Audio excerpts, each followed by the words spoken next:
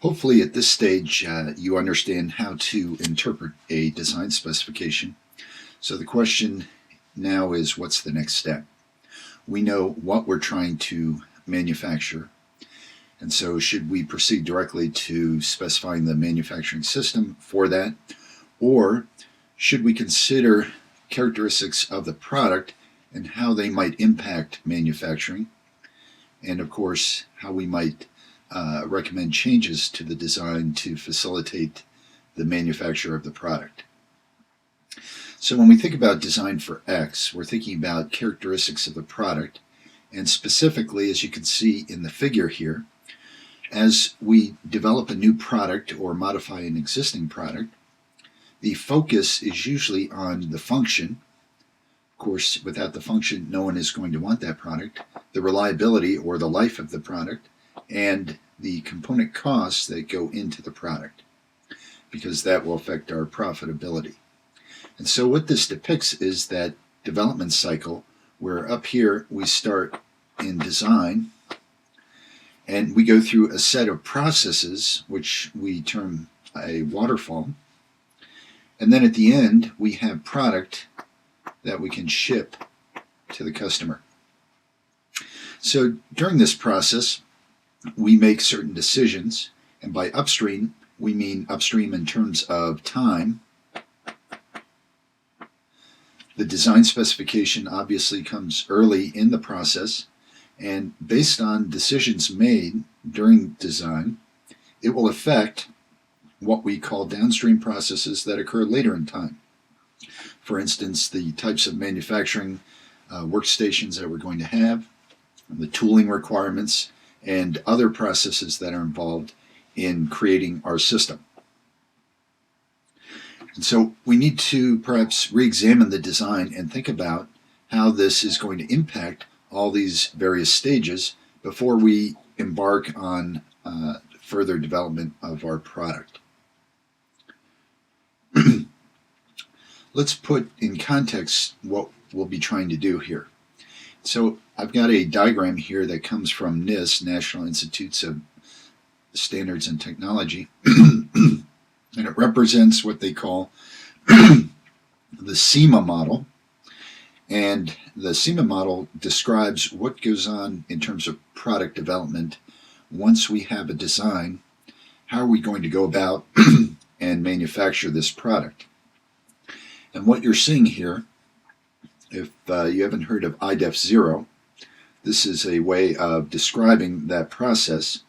The boxes here represent activities that you would be involved in, such as what are the methods or processes we'll use to create features on the part, which may be followed by the sequencing. In what sequence will we create those features? Then I need tooling to enable those processes, and I will need equipment or resources that are used to do the transformation. And then finally, I'm going to have to document, and we'll get to that later on in terms of what's involved in putting everything together. So it gives you a rough idea as to the amount of activity you're going to be involved in, and also the complexity in terms of the inputs, which is on the left side here, and then the outputs, which are on the right side. So coming out of all this activity, we're going to have process specifications, we're going to have features that we're producing, we're going to have estimates of what it's going to cost to produce this product, we're going to have tooling specifications, and of course operation sheets that describe the various operations involved, and a variety of other outputs that go into our specification. Notice on the left there's some recursion here in terms of tool change requests and validation results that then become input to some of our processes. And of course our bill of materials and what we've been looking at since the beginning of the semester, which is critical, and that is the product model. So when you see that product model, we're talking about the design specification, and then we might make prototypes or physical models and use those for testing and testing our processes as well. Well, to the right of every activity, you also see a set of outputs that can become inputs to the other activities. And all the lines here indicate the flow of this output. So this is really where you are adding value in the system. And the question is, do we proceed directly through this entire waterfall process with all of its feedback and so forth before we take a close look at this product model? And that's what we'll be addressing today. We might want to examine this first before we get too involved in all these activities. So if you think about the dynamics of what's going on there, and you are reviewing a design specification, at different stages in time, we're going to issue what we call engineering change requests. And the engineering change request is based upon some analysis or testing in which we've identified components of the design specification that we think need to be changed. Now, this could be as simple as a correction, right? So we've already seen that in a design specification. What if we think there should be a maximum material condition on a geometric tolerance and it appears to be missing, or perhaps we're using the wrong symbol and that needs to be corrected. So those are mainly typo corrections and are relatively simple to change. But then there are more substantial changes that we might request, such as geometry changes, which could have a profound impact, material changes, dimensional changes. So there are a variety of things that we might recommend. And in order for that to take place, there's actually a process by which changes are made. And the reason for that, of course, is so we don't just have a random set of changes that are implemented, and that becomes a nightmare in terms of controlling the overall development of the product. So we have this engineering change request, and of course that has to be reviewed, not just by one person, but multiple stakeholders. Coming out of that review, we may implement that change. Once that change is implemented, then we have what's called an engineering change notice. And the change notice means that the request has been addressed, and as a result, this is what the design specification looks like at this point in time. So as you can see, we kind of treated that design specification as fixed throughout time, and now with the dynamic nature of product development, we note that changes are occurring over time, and they can occur quite frequently. You can be receiving hundreds of change notices on a daily basis depending upon the complexity of the systems that you're implementing. And this just represents either electronic or paper form. If we look at that, what we see on there is again a request, and that request comes in the form of a description. What is it that needs to be changed? Again, is it just a correction or typo that we think exists and needs to be clarified, or is it a substantial change? And then, just as important, as we've seen in questions that we've asked in class, and this is essentially justifying your request. And so we need to give a set of reasons as to how this is going to benefit, reduce costs, reduce time to market, improve reliability, whatever the justification is. And then we have to process it, again going through some type of evaluation that will take place. And after that evaluation, we're going to come up with some results. So, and again, this is just an example. Depending on the company, there may be other concerns in addition to these. So we're trying to determine, okay, what's the effect on these elements which are critical to our organization. Finally, in the end, a decision has to be made, right? Whether or not we're going to adopt this change. And then we have a bunch of stakeholders that you should note that are signing off on this decision. so that we can trace it back and say, yes, this was evaluated, and for these reasons, this decision was made. Once we've accepted this change, then of course it actually has to be changed on the design and then be reevaluated in terms of its impact on manufacturing. So you can see this is a very dynamic cycle where the information is being passed back and forth and a number of technical evaluations are taking place. So just what does that look like in terms of design for X, and what should our perspective be? Now, when I say design for X, what I'm referring to is some attribute, and that X is dependent on what we are examining. So in this case, for fabrication, we're thinking about the processes used to create features on the part, and we're wondering, are those design specifications consistent with these fabrication methods that we have experience with?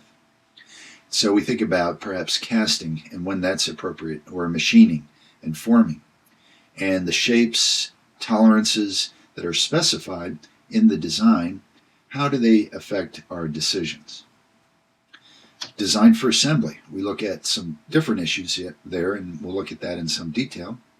Here we're thinking about how many parts we have, because we know that the number of parts corresponds to the cost of assembly. And in addition, if we look at individual parts, we think about those part features. Will they be problematic when we try to assemble these components? We could also look at maintainability, and that has to do with replacement of parts in our product.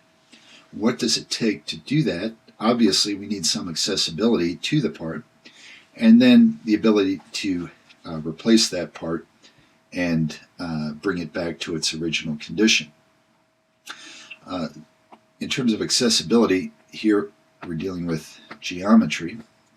We want to make sure that we're not increasing the life cycle costs of the product by design specifications that make this accessibility difficult. Well, these are not the only X's that we could look at. You could fill in the blank here with other concerns we might have in terms of transportation. For example, if you're making wind turbines, you've probably seen those going down the highway, and the tower for that turbine could be 100 meters or more. And if we look at a 100-meter tower, obviously that's going to be problematic in the transfer.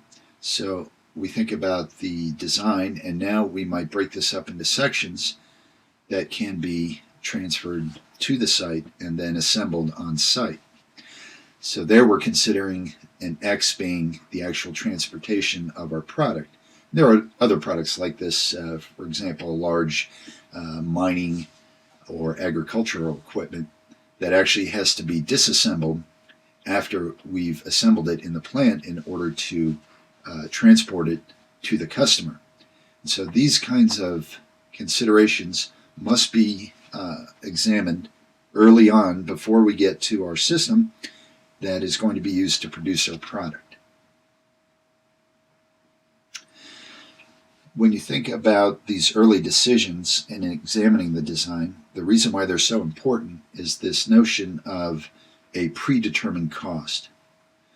So it's been well documented that if we look at our design, it locks us in terms of a constraint, in terms of what we'll be able to do in manufacturing. 70 to 80% of those costs are already locked in because of the nature of the design specification.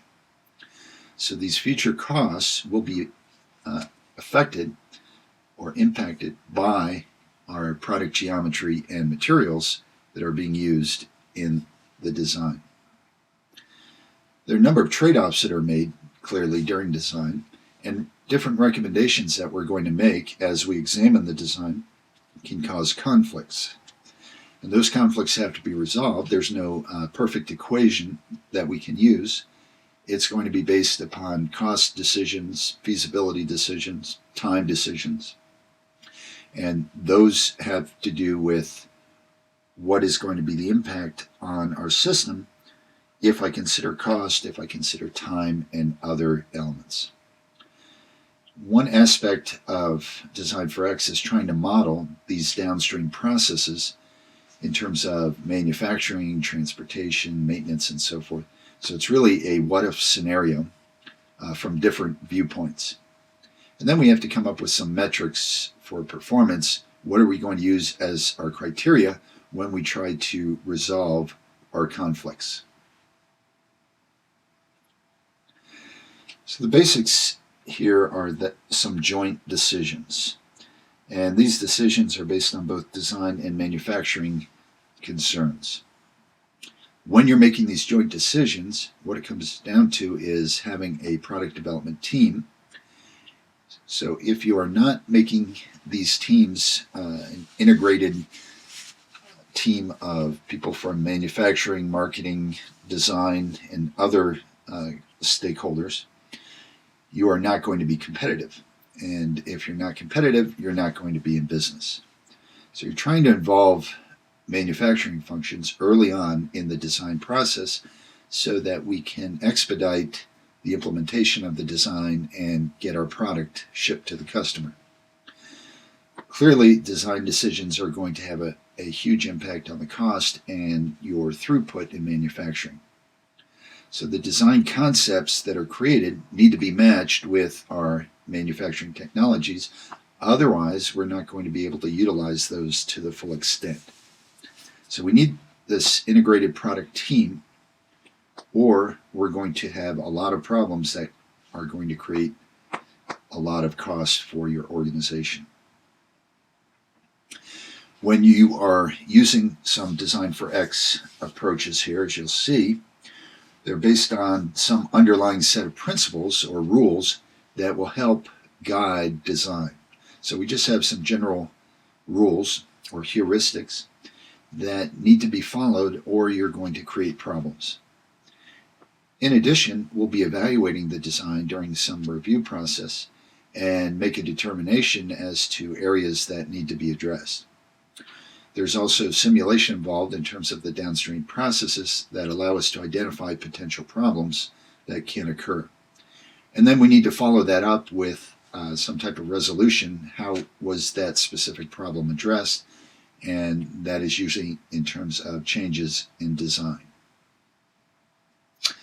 Design for X principles, where we start with, is a heuristic set of rules. By that we mean they're not necessarily quantitative models, but they are based upon principles related to geometry and materials and difficulties that occur in manufacturing. We acquire new principles as we experience difficulties in the downstream processes. So when I say empirical experience, I mean in the downstream processes we have encountered certain problems due to design specifications. So we use that as a basis for new principles.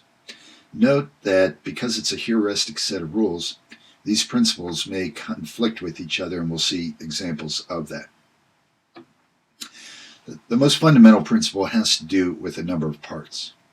And that is, we need to minimize the total number of parts in our product. Why is that? Well, first of all, it's going to reduce the complexity of your manufacturing system in terms of storage systems, in terms of processing, in terms of assembly. It'll reduce the need for resources to keep track of all those parts, to manufacture all those parts, to manage all those parts. And clearly, it reduces the number of operations that are involved, and that has to do with time, and time is directly related to your cost. And we'll see that later on quantitatively. What are the parts that we might consider to eliminate? Well, first of all, if there's no relative motion, then it's clear that there's a potential there to combine parts. Now, this is in direct conflict with maintainability, because as soon as you start combining parts, that means the cost of replacement goes up because our part is joined with another part, and now it costs more to replace that part. So here we see an example of a principle that is coming in conflict with another principle or concern, and that has to do with maintenance. Well, it's not just relative motion, but it's also, is it the same material? And related to that maintenance, is it minimal service requirements? If it is, then it makes sense to combine it. The last consideration is, do we need to adjust it? So if that part needs to be adjusted relative to other parts, then clearly it would be difficult to combine them. The trade-off that we're going to make here is, as we combine the parts, we will also see an increase in fabrication costs. So you're going to trade off potentially increased fabrication costs with a reduction in assembly costs. Clearly, if the fabrication cost increase is less than the reduction in assembly costs, then the decision is clear. But sometimes it's not easy to estimate those fabrication costs, and so we find out later on that we may have made a decision that we regret because it's increased our fabrication costs significantly and only a minimal assembly cost reduction. So these decisions are not always clear-cut. Another fundamental principle that is well established is standard components. When we are creating a new product, as much as possible, we want to have a set of standard items that we can choose from. So obvious standard components are fasteners, right? You're not going to create a new bolt or a new nut that you're going to attach to the bolt. You're going to use standard off-the-shelf components. Why is this important? Well, first of all, it's going to eliminate custom-made components, which is directly related to time and cost. Your overall lead time to get the product to the customer is going to be reduced because all the engineering associated with that particular item will be reduced. And if it's a standard component, it's likely that we have some history with that component, so we know something about its reliability, and it's usually higher than if we're going to go with a custom component that we don't have a history with. The inventory costs tend to be moved to suppliers that provide that standard component, and so that helps us with our cost and lead time. And if it's a standard component, it's likely there'll be multiple suppliers, so there'll be greater availability of that component. Multifunctional parts allow us to enable multiple uses, and so you can think of these multifunctional parts as combining them into multiple part features. So we might have features on the design that allow us or enable us to do inspection faster, or a test operation, fixturing as we go through our set of operations. It might eliminate setup, which is going to reduce our costs and time, or it could eliminate assembly. And we could get a reduction in the number of parts as well as a reduction in our tooling costs. Here's an example of combining features as well as parts. And this is taken from some work done by Beal on rotational molding design. You can see in this picture here, we have an example of a part which is a frame or a housing for a vacuum. And originally, and that's what we mean by the sweeper here, if you're not familiar with that term. So we've got a vacuum that originally consisted of 120 parts that were used to provide functionality as well as structure for the vacuum frame. So these 120 parts were the original design, and then those parts were integrated into one frame. The frame will support brackets that are attached to the frame, so that's one function. There are also some airflow passages in the frame that allow the vacuum to move through our system. There's a recess to accommodate the filter, and there's some molded in inserts that allow us to attach other items to that frame. So here we have a multifunctional part that is supporting a variety of different purposes, and we've reduced it to one component. So you can imagine by using this process, we've had a tremendous reduction in complexity, the number of parts, and the overall costs of this product. Obviously, there are a number of trade-offs that are being made here that you can think about in terms of maintainability. We'd have to replace that whole frame if one component of that frame needs to be replaced. Another related item similar to using standard components is, let's use our parts in multiple products. And so this has to do with reuse. So we try to identify the candidates that we could reuse in other products, and we sort our parts based upon, again, are they unique to an individual product? Are they used in many products? And by doing that sorting, we can think about creating part families or groupings that allow us to identify candidate parts that could be used in similar products. If we standardize our part families, then we want to take a closer look and minimize the total number of these groupings. And then within each grouping, we'd like to minimize the variations so that we're trying to reduce the deviations in our individual parts in that family so that our costs can be controlled.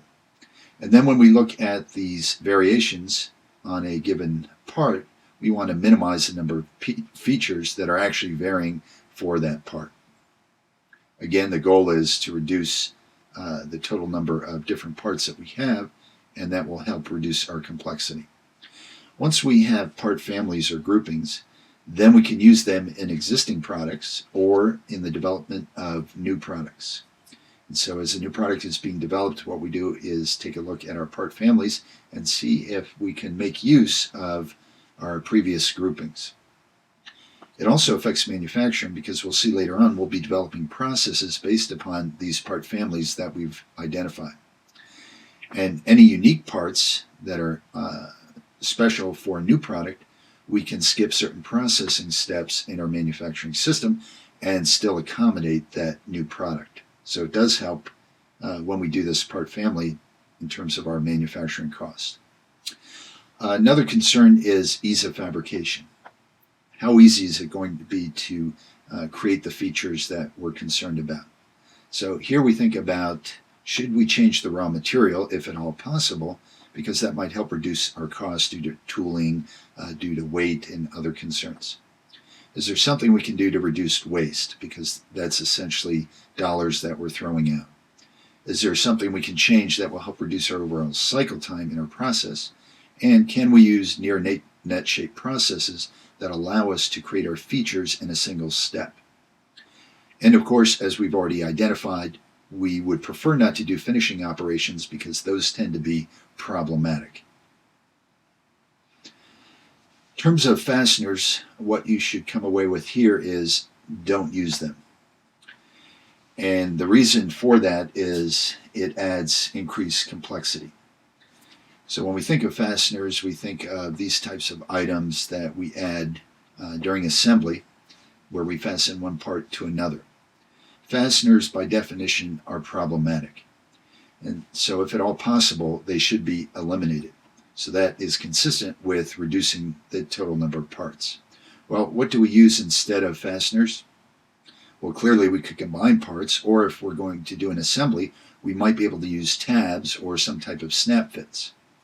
Well, it's not always possible to eliminate all fasteners due to the constraints, forces acting upon individual components, but we might be able to minimize that number of fasteners. And also at the same time, we should consider the size and variation of fasteners to make them consistent. If we can use the same size throughout, that's going to help reduce our overall costs and time to get the product out the door. Clearly, we need to use standard fasteners and not custom fasteners. We also want to avoid washers, which you'll see later, additional work, tapped holes, threads, and round and flat heads. Again, this adds time to assembly. If at all possible, we like to eliminate those. When we're doing assembly, we like to use screws with a cone tip configuration. So we've got a frustrum on the end of the fastener. And this enables faster assembly in terms of getting the screw into the hole and then tightening it. We'd also like to use self-tapping fasteners so we don't have to have a secondary manufacturing process to produce tapped holes when at all possible, and locking fasteners so the fasteners do not work themselves loose during the process. So again, fasteners are a big deal. You're never going to eliminate them 100%, but as much as possible, that's going to reduce your overall costs. Assembly direction. What you'd like to do here is have a top-down vertical assembly. And clearly that's not always possible, so it might be from one side to the other. But if we can assemble in one direction, that's going to reduce our overall assembly time because it will eliminate this extra motion coming in from the sides, or additional tooling that might be needed to enable that, or fixturing that's involved. The top-down sequence is ideal. So what does this top-down sequence look like? We begin placing a part, and then another part on top of it, another part on top of it, and of course it may involve fastening and so forth. For example, you've all probably had a cheeseburger. If you look at the assembly of that product, it is a top-down, one direction of assembly, and so it can be assembled very quickly. Many products are constrained by the geometry such that this vertical sequence may not be possible, and so there may be slight variations on this. But when at all possible, you want to have a top-down sequence. Ease of assembly. When we think about mating parts, we think about clearances. Going back to our MMC and LMC, our clearances are based upon those dimensions, and as those clearances become smaller, it's going to be more difficult to assemble our components. So we think about this compliance, and in terms of compliance, what we're thinking about are certain features in the design that could be added in terms of chamfers and tapers. Tapers we already saw with the cone tips on the screws. If you look at external chamfers, we're creating, again, a product feature here that may not have existed on the original design, and that's going to require additional processing. And these chamfers on an internal feature allow for some deviation in the orientation during assembly and enable, just through the physical process of assembly, that corresponding feature to be assembled much more easily into this internal feature. So it allows us to be a little more lenient in terms of how that individual part feature is oriented in position with respect to this feature during assembly. Note that by adding these features, we are potentially increasing the fabrication costs. So we've got a trade-off here. It may have made assembly easier, but it could have increased the fabrication costs significantly. Handling. When we get to our manufacturing system, we're going to be concerned about handling, which you've probably taken a look at in 271. We like to simplify any positioning of the parts, as well as reduce possible orientations, because that creates problems for an operator who's doing the handling if they have multiple choices. If I have symmetrical parts, that decision goes away and makes handling a lot simpler. Part features could be used to locate or guide the parts during handling, and that way we eliminate some time. And we'd like to orient parts prior to assembly, because that could make the assembly process a lot faster. Eliminate any flexible components. These create lots of problems for an operator in terms of positioning and orienting that part. Now, in some cases, you may have no choice because of the nature of the material. And then it would be nice to modify part features that help us simplify the packaging and storing of our product. Well, there are a number of tools out there that allow us to evaluate our design in terms of process simulation. By process, here we're referring to manufacturing processes that are involved in producing our product. Here's an example of that. When we look at a process based upon the part model, the design specification, mold flow is an example of a process that's quite common, injection molding, where we're concerned about the flow of the plastic as we apply pressure and, of course, proper temperature to get a fluid material. We can also have fibers in that material that'll provide for greater strength. The nice thing about this process tool, it helps identify features that are going to cause warping or problems in terms of the temperature and location of the flow over time, to make sure that we get the proper filling of the mold cavities And here, as you can see, we get an idea of where problems might occur, so that this provides feedback to the design where either material and or geometry could be modified prior to making these molds. These molds are quite expensive, so you don't want to invest a lot of time and effort in creating a mold for your process before you have a pretty good idea that it will be free from problems. And you can have molds that cost upwards of $500,000 for large geometries. Another type of simulation is assembly variation models, and here we look at the effects of tolerance stack-up that you're already familiar with. What's going to happen when we put all these parts together? We're able to predict assembly deviations of the overall product, where you might have thousands of parts coming together during assembly. Essentially, it's modeling each assembly process and what can happen during that assembly process by simulating a production run where we go through the various stages of assembly. And then we get an estimate of final product dimensions as well as probability distributions for individual dimensions. We can also determine the number of parts that are rejected as well as how they contribute to the overall distribution of dimensions. And so we might be able to identify specific components that are having a major impact on some aspect of the overall product. And then we revisit those individual components and see what can be done in terms of the design specification to minimize that impact. Design for assembly is another approach to try to eliminate parts and reduce the overall cost of assembly, and it's quite commonly used, so we'll be taking a closer look at this approach. It is primarily based on time study that you are already familiar with. The goal is to minimize our overall assembly costs, and that's done through reducing the number of parts and evaluating the ease of assembly as we go through that assembly process. Kind of the typical approach for this design for assembly is to think about our assembly system by selecting, are we going to use an automated system? Is it going to be a mixture of automated and manual, or is it going to be entirely manual with a set of operators? Once we know that, then we might be able to estimate the cost to perform that assembly. So in summary, again, what we're trying to do here is examine the design specification carefully and relate our design parameters to these downstream processes that occur later on in the life cycle, such as manufacturing. We want to try to prevent any future problems.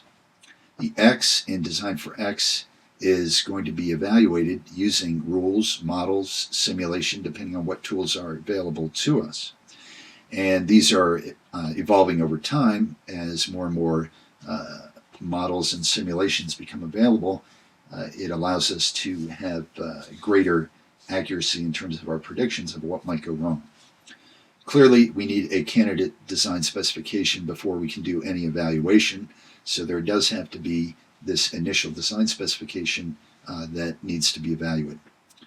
And the goal is to identify geometry and material problems that need to be addressed, and then resolve those somehow through an evaluation of our criteria, which oftentimes comes down to dollars and how long it's going to take to make these changes.